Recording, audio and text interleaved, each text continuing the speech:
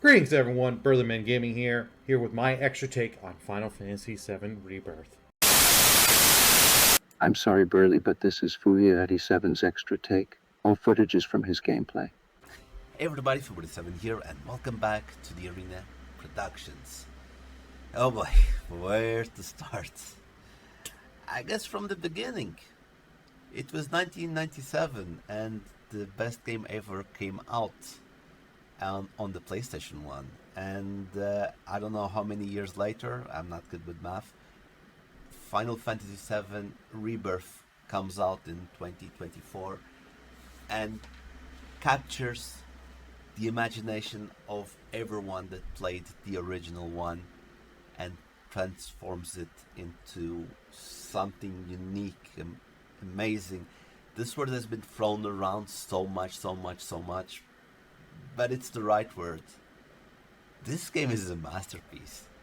It's the best Final Fantasy ever. I'm not even talking about 7 or the Golden Age. No, this is the best Final Fantasy ever.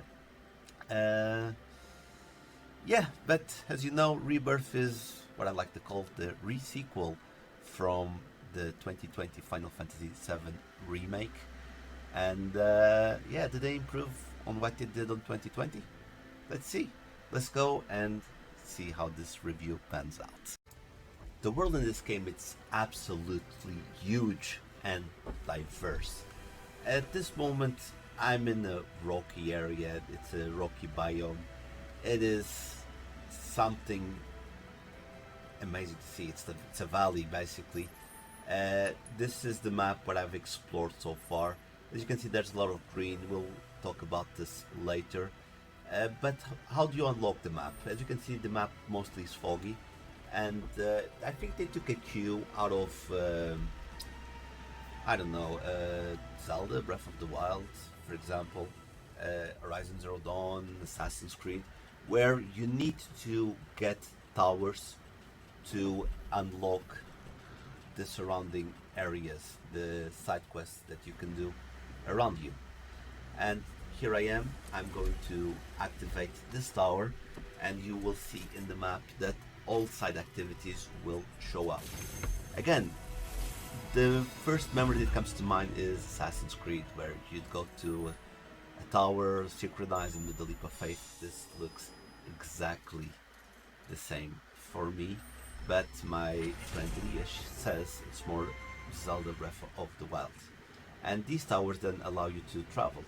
Another mechanic they yet introduced to the game, which I think it's very interesting, is this that I just did. You can jump over ledges, you see like here, go up, jump down, and this gives a lot of verticality to the game, which allows you to visit different sections. It's not only front, back, left, right, it's now up, down as well. The fastest way to travel around would be with the Chocobo at the start of the game. And look here, I think we're lucky. We're gonna get probably, there you go, Chocobo Hot and Cold Final Fantasy VII Edition. This reminds me a lot of the minigame from Final Fantasy IX. If you're a Final Fantasy fan, you know what I mean. And it's really quite good. And at the same time, we find the Chocobo chick. And what does the Chocobo chick do? They take us to the Chocobo stop. Again, a lot of inspiration on Ghost of Tsushima, where, let me go down, where you had the fox and the fox shrines. So, yeah, it reminds me a lot of that. When you unlock this, you will get a gold plume, which can change at the Chocobo stable for cosmetics for your Chocobo. And at the same time, you can use this Chocobo stops as a resting spot. At this moment, I don't have any cushions, but oh, I do have one. But if I use the cushion here, it has the same effect as the bench, and you can rest. Think of this as the new version of the tent from the Final Fantasy games. And of course, you can use these Chocobo stops to fast travel all over the world to other Chocobo stops or to other towers that you unlocked. Fighting in this game. Okay. They did some interesting things. The combat is mostly the same. Before we start fighting, let's go to equipment. Okay? You remember on the remake when you were playing and you ran out of MP and the enemy was, let's say, weak to fire and you had no MP, no ethers, or you couldn't use items. They added something really interesting. Let's say I have the sleek saber here, and its ability is Firebolt Blade. That means you will have an elemental attack when you are fighting your enemy. We'll use this ability, and I will try to use a synergy attack when we are fighting these enemies here. Yes, the elephants. They're really, really tough, and I will be able to fight.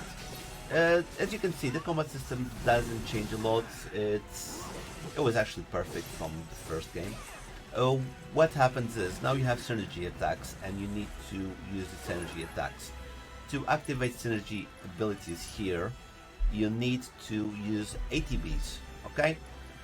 And since Cloud already has two, we'll use the Firebolt attack so that you can see we are using Thunder and now Fire elements to attack the enemy.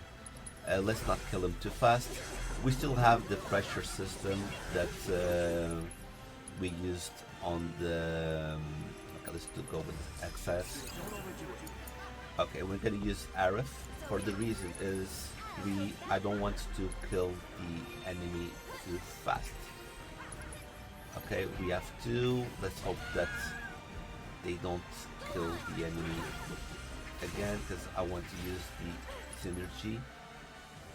And let's go with the ability Arcade Wards, which is nothing out of the ordinary. And oh yeah, he's gonna die. Okay, I killed him too fast. It's okay, I killed him too fast. We'll focus the next clip, the next part of this video, on the synergy attack. Finally, I'm ready to show you the synergy attacks. So basically what you need to do is this. You need to use 3 ATB charges. Yes, I'm slow because I need to explain what it is. You see those little blue bars under the ATB, the big ATB charge. You need to use 3 ATB charges, and in this case you need to do 3 ATB charges on the 2 characters that you want to do the synergy attack. In this case it's going to be Tifa and Cloud, and I'm going to use Cyclone on this enemy here. This is the new feature, the new big feature on the game, and it is very good because it's going to promote rotation of your team, because you'll want to see how these attacks work with different teammates. So it's new, it's interesting, and it is actually very, very fresh. One of the last aspects that I want to show you with fighting, and again something that people aren't talking that much. So you see the team, it's Tifa, Arif and Cloud, no Barret. We don't separate like the original game, so we're all together, but Red and Barret stay back and they give support. In this case, if I had the Arif and the Barret back, then both of them would be attacking from long range because they are long range fighters. And in this case, Barret is helping us with the fight, which is very, very fun to have, and it's different having the support from outside. The last thing that we can talk about this is the synergy attacks, which is the main thing to focus. Let's go here with Cloud.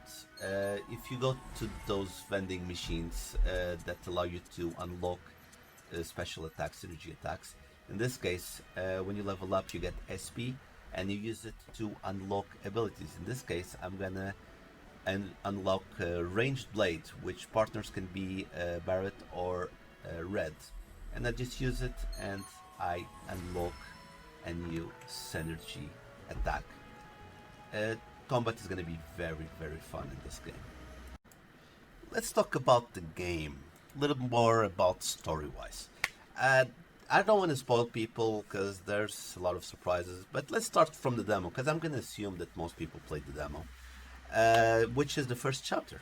And it actually started really well, playing with the all-powerful Sephiroth. My jaw dropped to the floor, I giggled with excitement, and I clapped my hands like a seal. All signs of a perfect start for a game. As I continued playing, the excitement turned into confusion because how could the untouchable Sephiroth take damage from a normal enemy? My brain didn't adjust very well to this message. It is confusing for me as a fan, but I had to accept it. My reference from the original game was he's really untouchable, so yeah, it was confusing to me.